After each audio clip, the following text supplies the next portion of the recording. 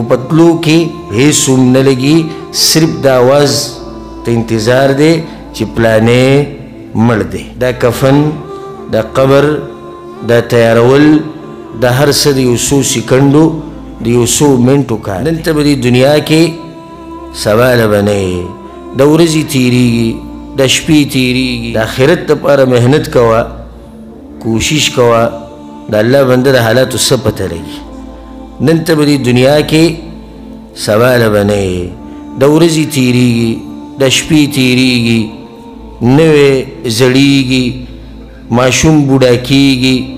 او دغه شان یو طریقه روانه ده او پیړۍ تېرېږي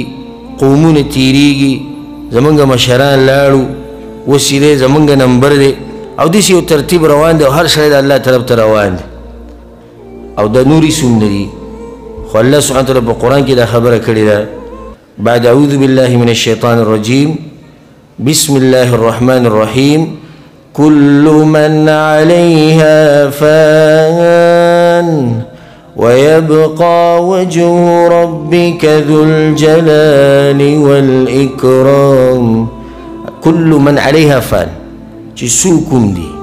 دا به فنا کېږي سوای د رب العالمین په دې سوکم دي کې موت هم یو صرف یو سکند پې لږې به د سترګو بندولو کې والله العظیم یو سکند یو ټلیفون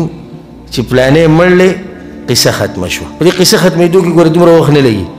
دنیا ته چې انسان راځي غټه قصه ده پیدا شو ډاکټر دی او هسپتال دی او هلته یې بوځ او دلته یې راول او بیمار دی او شیشه کې بند کو